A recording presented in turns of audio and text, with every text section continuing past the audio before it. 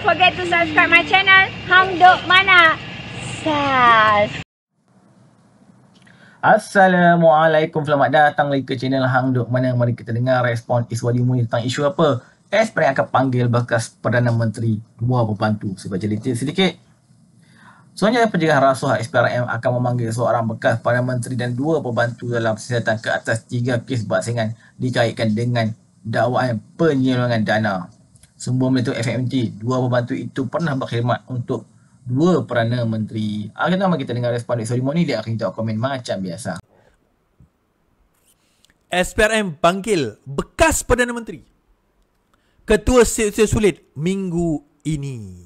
Jeng, jeng, jeng, jeng, jeng, jeng, jeng, jeng. Pasik, tuan-tuan. Seorang bekas pemimpin tertinggi kerajaan dan Ketua Setiausaha Sulit dipercayai akan dipanggil Suruhanjaya Pencegahan Rasuah minggu hadapan bagi membantu siasatan berhubung penyelewengan dana kerajaan nilaian jutaan ringgit. Beliau antara bekas pemimpin tertinggi kerajaan yang sedang disiasat SPRM kerana disyaki memiliki aset perniagaan daripada hasil meragukan. Satu sumber mendedahkan kepada Utusan Malaysia, tumpuan siasatan juga dijalankan, tumpuan siasatan yang dijalankan SPRM juga. Okey. Suruhanjaya Pencegahan Rasuah memanggil, alright, akan memanggil seorang bekas Perdana Menteri, bekas Perdana Menteri dan dua pembantu dalam siasatan ke atas 3 kes berasingan dikaitkan dengan dakwaan penyelewengan dana. Sumber memberitahu FMT dua pembantu itu pernah berkhidmat dengan dua Perdana Menteri sebelum ini. Satu siasatan akan memfokuskan kekayaan didakwa dikumpul isteri dan anak seorang bekas pegawai tertinggi, manakala siasatan kedua dikait dengan sebuah syarikat petroleum dan ketiga berkaitan wang dibelanja untuk tujuan pengiklanan. 3 individu itu akan dipanggil dalam minggu ini katanya. Terdahulu Utusan Malaysia melaporkan seorang parlimen dari sebuah negeri pantai timur dan orang kanannya mungkin dipanggil,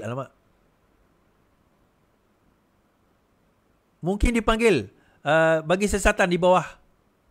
Sorry tuan-tuan, saya tekan.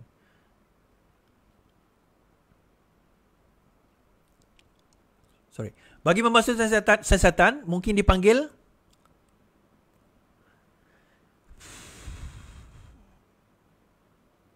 bagi membantu siasatan di bawah Akta Pencegahan Pengubalan Wang Haram 2001 serta Akta SPRM 2009.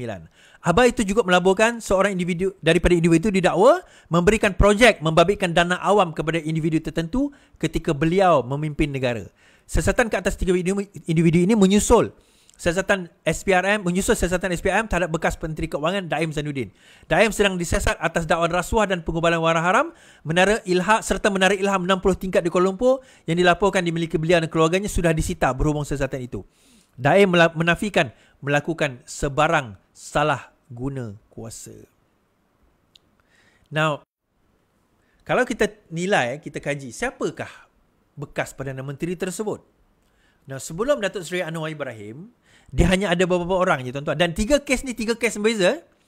Sebelum Datuk Seri Anwar Ibrahim, dia ada Ismail Sabri, Muhyiddin Yassin, dan juga siapa, tuan-tuan? Najib tolak tepi lah. Mahathir Mohamad, Tun Mahathir. Kan? Dan juga Tun Mahathir. Persoalannya, bila kita menyentuh perkara tersebut, siapakah yang terlibat? Dan kalau tuan-tuan perasan tadi, dia juga melibatkan, siapa, tuan-tuan? Seorang ahli parlimen daripada Pantai Timur. Seorang ahli parlimen dari Pantai Timur. Cuma kita tak pasti sebab sekarang ini siasatan masih lagi di peringkat awal. Sama ada siasatan tersebut akan mengaitkan seseorang daripada parti PAS. Itu satu persoalan yang sangat menarik lah. Sebab selama ini PAS duk claim bahawa dia tak ada kaitan dengan isu ni. PAS tak ada rasuah. PAS tidak ada berkaitan dengan benda-benda macam tu lah. Dia claim sedemikian. Baik. Saya baca kenyataan daripada surat khabar Utusan Malaysia.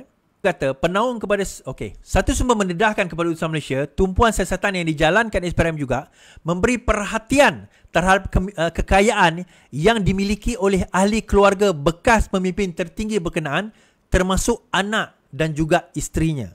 Sumber berkata penaung kepada sebuah yayasan itu didakwa telah menyalahgunakan dana kerajaan dengan memberi projek melibatkan dana awam kepada individu tertentu ketika beliau memimpin negara semasa pandemik COVID ke-19.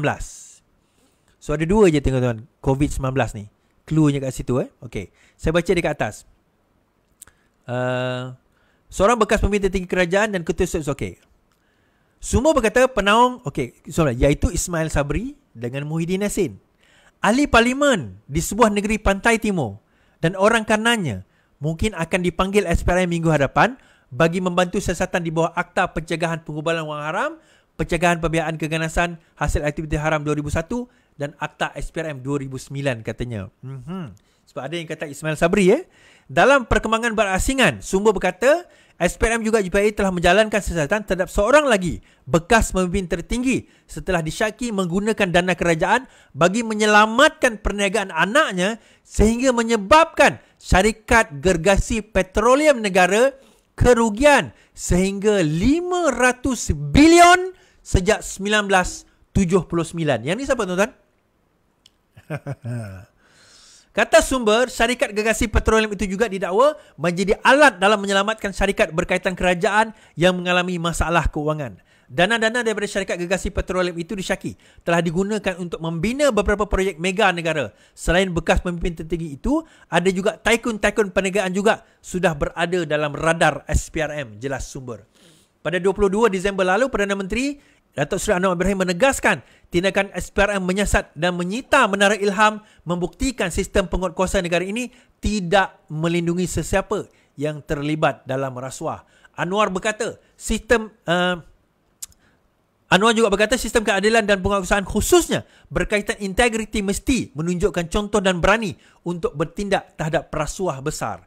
SPRM menjalankan tugas dan dia tidak mengira kedudukan sama ada dia Tun Tan Sri, kalau tidak ia kritikan apa? Ikan kecil ini yang ditangkap, yang kepala-kepala tak boleh disentuh, tegasnya. Dalam masa yang sama, bekas Perdana Menteri Datuk Mahathir Mohamad yang terkenal dengan kenyataan-kenyataan sinis dan sindirnya menyindir pihak berkuasa sambil bergesa kerajaan menahan reman semua yang memegang gelaran Tun, termasuk dirinya jika tidak mendedahkan sumber kekayaan mereka. Sementara itu, polis menyerahkan siasatan penyalahgunaan dana 700 juta oleh dua kerajaan terdahulu untuk iklan dan publicity kepada SPRM. Mengesahkan kepada utusan Malaysia, polis Wangsa Maju Superintendent Asyahari dihubungi berkata satu laporan diterima berkaitan dakwaan salah guna dana itu. Pihak polis akan membuat surat rasmi kepada SPRM pada esok hari. 1 Januari 2024, kita sudah menyaksikan satu tindakan tangkap jerung yang sangat besar, tuan-tuan.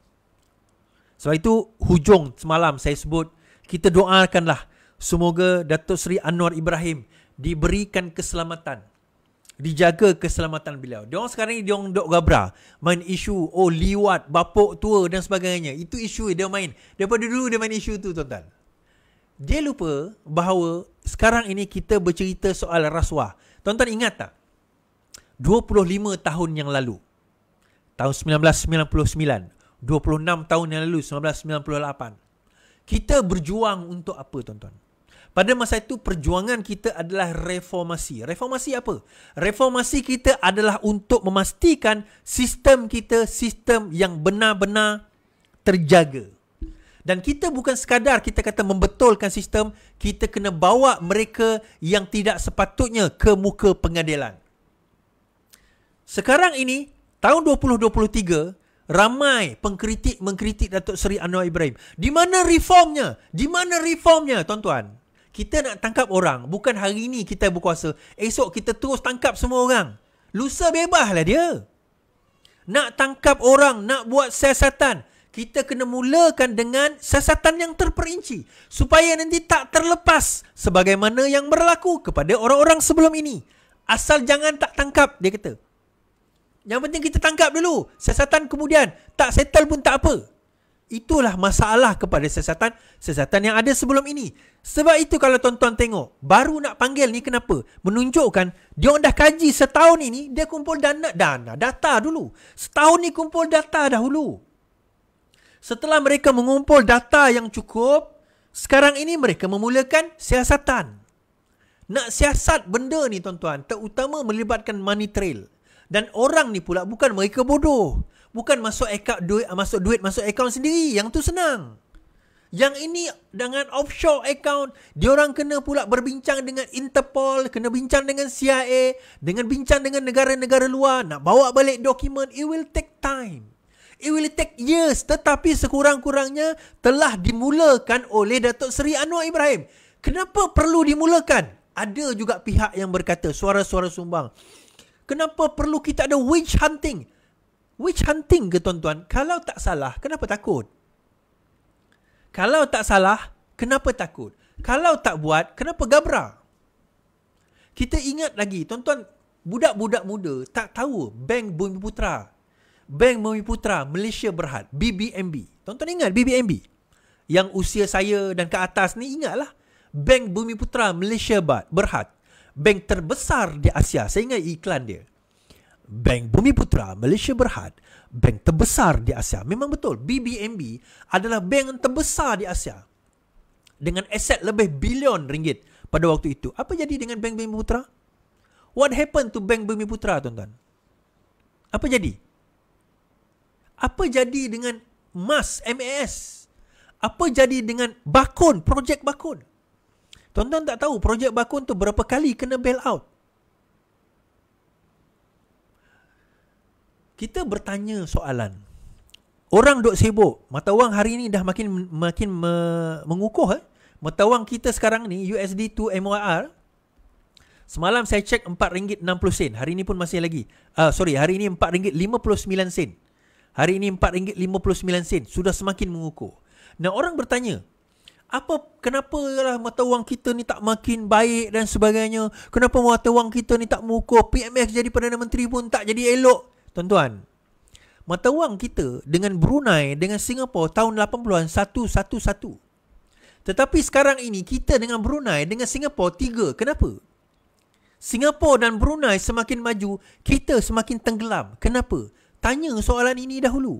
Sebabnya kita kata kita masih biarkan kartel-kartel, kroni, korupsi berleluasa dalam negara kita. And bila PMX buat kerja dia, agensi kerajaan ni dibuat kerja dia, kita kata tak payah sibuk-sibuk lah dengan benda ni, baikilah negara. Itulah cara nak baiki negara. Tuan-tuan, kita umpama naik kapal lah sekarang ni.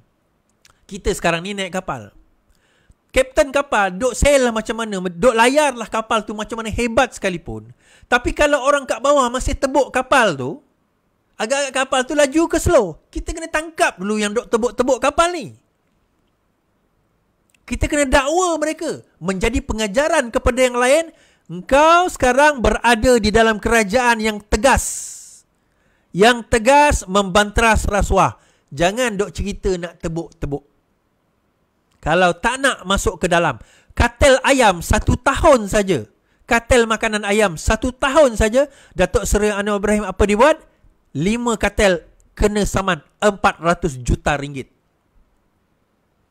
Lepas ni berani ke dia orang nak buat? Kita tengoklah berani tak berani. Agak-agak tak berani nak kena tarik lesen dia orang. Itu baru kartel, itu amaran yang pertama. Kita tak cerita lagi yang lain-lain ni. Untuk siapa benda ni? Datuk Seri Anwar Ibrahim dia untuk siapa? Untuk dia ke? Untuk anak dia ke? Untuk kroni dia ke? Ataupun untuk tuan-tuan dan puan-puan? Bila kita bercerita mata wang, antara perkara yang menjadi faktor keutuhan mata wang kita adalah kekukuhan ekonomi kita. Persepsi pelabur terhadap negara kita. Kalau pelabur merasakan bahawa mereka yakin terhadap kekuatan ekonomi negara kita, di situ dia akan melabur. Tapi kalau pelabur pun nampak, alah Malaysia ni tak boleh lah. Nak masuk negara dia, kita invest ringgit, dia minta 20 sen. Matilah kita. Faham maksud tak? Kita invest ringgit, dia minta 20 sen. Faham tak? Itu dipanggil the cost of doing business. Persepsi rakyat. Persepsi apa orang kata pelabur terhadap kita.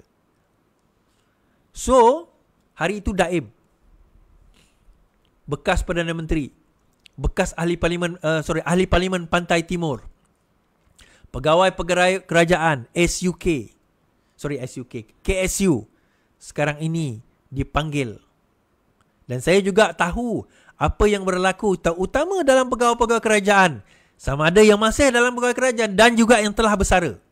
Jangan ingat anda dah bersara, anda boleh lepas begitu saja.